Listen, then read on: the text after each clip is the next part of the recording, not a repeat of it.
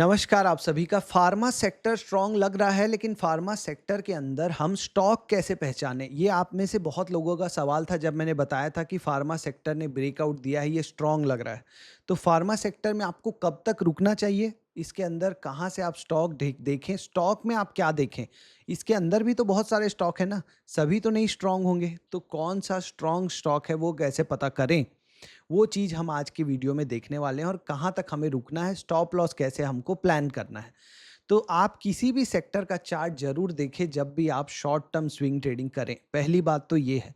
कहाँ से देखना है आपको? tradingview.com पे आना है। आपका जो ब्रोकर के टर्मिनल पे जो ट्रेडिंग व्यू मिलता है, वहाँ पे ट्रेडिंग व्यू का पूरा फीचर्स नहीं है। इसीलिए आपको अपना जो ब्राउज़र होता है, जो गूगल क्रोम होता है या मोज़िला होता है, वहाँ पे आप ट्रेडिंग व्यू ओपन कीजिए या ट्रेडिंग व्यू का ऐप डाउनलोड कीजिए। चार्टिंग के लिए ये बेस्ट प्लेटफ़ॉर्म है। यहाँ पे आप सर्च कीजिए निफ्टी, लिखिए आप यहाँ पे क्या लिखना है आपको? निफ्टी। तो आपको सारे सेक्टर्स का नाम आ जाएगा। Nifty pharma, Nifty bank, Nifty IT, Nifty reality. अब आप जब भी कोई स्टॉक पसंद करें या स्टॉक देखने से पहले जब आप स्विंग ट्रेडिंग कर रहे हैं, छोटी अवधि का ट्रेड, लॉन्ग टर्म इन्वेस्टमेंट में तो स्टॉक ही मैटर करता है, क्योंकि उसी का बिजनेस मॉडल अगर अच्छा होगा तो वो 20 साल 15 साल आप रख पाओगे। सेक्टर तो बदलते रहते हैं हर 6 महीने में, लेकिन अगर आप 6 ही महीने का ट्रेड कर रहे हो तो जरूरी हो जाता है कि सेक्टर भी स्ट्रांग हो। और अगर सेक्टर में कोई पैटर्न बन रहा है, सेक्टर में कोई एंट्री मिल रही है, तो हमारा टॉप डाउन अप्रोच हो सकता है कि पहले सेक्टर देखा हमने, फिर सेक्टर के अंदर कौन कौन से स्टॉक हैं, उनमें कौन से स्टॉक में तेजी है, वहाँ पे आप काम कर सकते हो।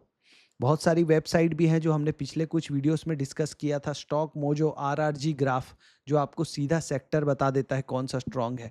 लेकिन यहाँ हमें मिला कि फार्मा सेक्टर में तेजी है। कैसे पता चला? कि ये जो एक पूरा कप के शेप में, कप एंड हैंडल आपने पढ़ा होगा, उसी टाइप का ये जो राउंडिंग बॉटम बेस पैटर्न है, कप बेस पैटर्न है। या आप बोल सकते हो कि एक तेजी के बाद जो स्टॉक थकता है, जैसे ये फार्मा सेक्टर साइडवेज हुआ, कंसोलिडेट हुआ, यहाँ पे वीक प्लेयर्स जो हैं, जो इनके पास पेशेंस कम है, वो यहाँ पे अपना सामान बेचेंगे, अपना स्टॉक बेचेंगे। जो पेशेंस वाला, जो लॉन्ग टर्म इन्वेस्टर है, 15-20 साल वाला, जिसने यहाँ खरीदा है या यहाँ खरीदा है, वो अभी भी यहाँ अपनी पोजीशंस बढ़ा रहा होगा। तो ऐसे टाइम में यहाँ पे जब ब्रेकआउट होता है तो बहुत हाई चांसेस होते हैं कि वहाँ से एक अच्छा परफॉर्मेंस आएगा, जैसा कि आपको दिख रहा है। एक पहले ब्रेकआउट के बाद एक मूवमेंट, फिर इसको बोलते हैं पुल बैक, और फिर से ये मूवमेंट हो रहा है। तो ये एक अच्छा पैटर्न है जो आपको कभी भी अगर किसी स्टॉक में भी मिले तो आपको ट्रेड करना है, कि एक रैली के बाद अगर एक साइडवेज पैटर्न हो जाए, या इसको आप बोल सकते हो, मार्क मिनरविनी की बुक जो है स्टॉक मार्केट विजार्ड, उसमें क्या सिखाया गया है कि पहले स्टॉक की जो वॉलेटिलिटी थी, मतलब स्टॉक कितना फ्लक्चुएट कर रहा था, ऊपर से कितना गिरा, दोबारा में आप देखोगे तो इसका जो ये बेस है वो यहाँ पे बन गया। बॉम्बे स्टॉक एक्सचेंज का चार्ट आप खोलिए डेली टाइम फ्रेम का, सेम पैटर्न आपको दिखेगा, सेम डिट्टो एग्जैक्टली। यहाँ से स्टॉक 3000 से आपका 2000 तक गिरा, फिर ऊपर गया, ये साइड में एक बेस बनाया, बेस का लो को ब्रेक नहीं कर रहा था। बजट के दिन खराब न्यूज़ आई तो भी ब्रेक नहीं किया, होली के दिन भी ब्रेक नहीं किया। 1 मिनट के लिए जस्ट ओपन कर ही लेते हैं, अब इतना जब डिस्कस कर ही रहे हैं तो बीएससी का ये चार्ट देखिए, सेम आपको दिखेगा। ये एक नीचे की तरफ गिरावट, यहाँ से ये हाई के पास गया, और ये बेस पैटर्न। इसमें आप देखेंगे खास बात क्या है, ये जो लो बना रहा था इसको ब्रेक नहीं कर रहा था, इंट्राडे में इसके नीचे जा रहा था, जिसको आप लिक्विडिटी स्वीप का कॉन्सेप्ट बोलते हो, कि स्टॉप लॉस खाने जा रहा था, धोखा देने जा रहा था। लोगों को लगा कि यहाँ पे ये ब्रेक हो गया, नीचे निकाल दो अपना शेयर, वापिस क्लोजिंग ऊपर, और फिर यहाँ ब्रेकआउट हुआ और एक बड़ी रैली आपको मिली। स्विंग ट्रेडिंग में हम यही सोचते हैं। तो यहाँ पे भी जो मिनिमम टारगेट होता है, वो अगर आप इसका जो डेप्थ है इसको अगर मेज़र कर लें, जो इस बेस का जो डेप्थ है, इसको ही कप एंड हैंडल बोलते हैं। एकदम प्योर कप एंड हैंडल कहीं नहीं दिखेगा आपको, इसी तरीके को कप एंड हैंडल होता है। मेन मतलब ये है कप एंड हैंडल से भी ज़्यादा, कि जो वॉलेटिलिटी है स्टॉक में वो कम हो गई है। पहले जो स्टॉक इतना गिरा ऊपर आया, सेलर्स अब चाह के भी उसको इस लेवल के नीचे नहीं ला पा रहे हैं जो पहले उसको यहाँ तक ले आए थे। मतलब सेलर कमज़ोर हो गया है, यहाँ पे बायर मजबूत हो गया है, तो यहाँ से ऊपर जाने के चांसेस ज़्यादा रहते हैं। प्रोबेबिलिटी का खेल है स्टॉक मार्केट। अब आ जाओ निफ्टी फार्मा पे। निफ्टी फार्मा में आप क्या सीख सकते हो? सेम सिमिलर पैटर्न आपको दिख रहा है। ये पहले नीचे गिरा, फिर चाह के भी जब भी सेलर ने ट्राई किया इसको नीचे लाने का, आप ये लेवल तक नहीं ला पाए, आपको यहाँ पे बार-बार रोक दिया गया। इसके बाद अगर ये ऊपर जा रहा है तो that is very good high probability trade, और इसका जो मिनिमम टारगेट होना चाहिए एज पर टेक्निकल एनालिसिस की बुक्स और थ्योरी, कि ये जो इसका डेप्थ है ये इसका यहाँ से मिनिमम टारगेट होना चाहिए 28,900 के आसपास। तो अभी हमारे पास स्विंग ट्रेडिंग के लिए स्पेस है। यहाँ पे बहुत सारे स्टॉक्स में हम हमारा स्विंग ट्रेडिंग हम प्लान कर सकते हैं। तो अब हमें प्लान कैसे करना है, जो स्विंग ट्रेडिंग स्टॉक्स हैं उस पे आते हैं, और स्टॉप लॉस कैसे लगाना है।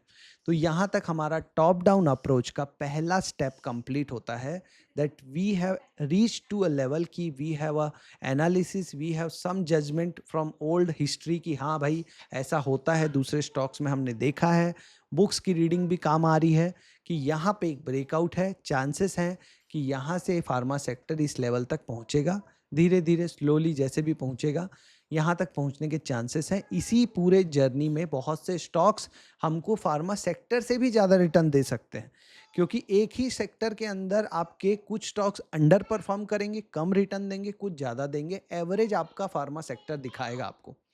डेफिनेटली ये निफ्टी को तो आउट परफॉर्म कर रहा है, क्योंकि निफ्टी अभी भी अपने 2024 का जो लेवल है वहाँ से नीचे ही ट्रेड कर रहा है।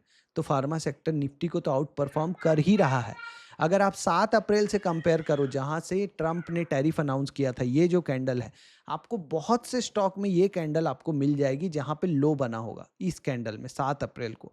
यहाँ से भी आप कंपेयर कर सकते हो कि अगर इस डेट से मैं कंपेयर करूं, 7 अप्रैल की क्लोजिंग से लेके आज तक निफ्टी फार्मा कितना परसेंटेज का रिटर्न दिया है? 30% का। निफ्टी कितना परसेंट का रिटर्न दिया है? 8 या 9% का। तो ऐसे निकालते हैं आउट परफॉर्मेंस।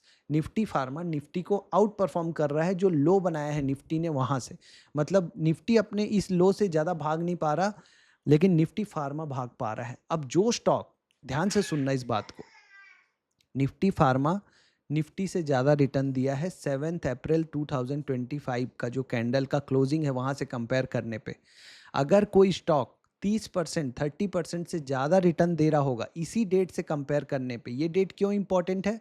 यहाँ निफ्टी ने अपना बॉटम बनाया है, फार्मा सेक्टर ने अपना बॉटम बनाया है, मेजॉरिटी ऑफ स्टॉक्स ने अपना बॉटम बनाया है। सबसे खराब न्यूज़ पे मार्केट बॉटम बनाता है 7 अप्रैल 2025, ट्रंप ने टैरिफ अनाउंस किया था।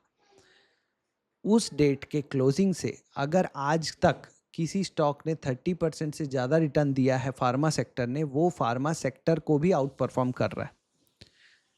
बहुत अगर शॉर्ट टर्म में आपको देखना है तो जहाँ से ये ब्रेकआउट कैंडल हुई है, ब्रेकआउट निफ्टी फार्मा के चार्ट में जो ब्रेकआउट हुआ है वहाँ से कंपेयर कर लो कि इसका जो ब्रेकआउट लेवल से निफ्टी फार्मा कितना ऊपर है, 8%। तो जो स्टॉक 8% से ज़्यादा रिटर्न दे रहा है वो शॉर्ट टर्म में फार्मा सेक्टर का स्टॉक, वो ओवरऑल लेने के लिए शॉर्ट टर्म में सबसे सही स्टॉक है। स्टॉप लॉस कैसे प्लान करना है? जहाँ पे भी स्टॉक एक बार से ज़्यादा सपोर्ट लेता है, जैसे यहाँ पे है, यहाँ पे इस लेवल में ये जो जोन है, यहाँ आपका 2 बार ये सपोर्ट लिया, उसी को बोलते हैं बेस। मतलब वहाँ पे 2 बार ट्राई कर चुका है। उस जोन के नीचे अगर क्लोज दे दे आपका स्टॉक, क्लोज दे दे, जैसे अभी हमने बीएससी में देखा, जाता तो था नीचे पर क्लोजिंग ऊपर दे देता था, वहाँ पे आप अपना स्टॉप लॉस प्लान करिए।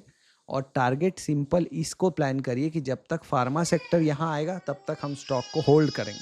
देखिएगा आपका एक अच्छा ट्रेड प्लान हो जाएगा। ऑल द बेस्ट, मिलेंगे नेक्स्ट वीडियो में।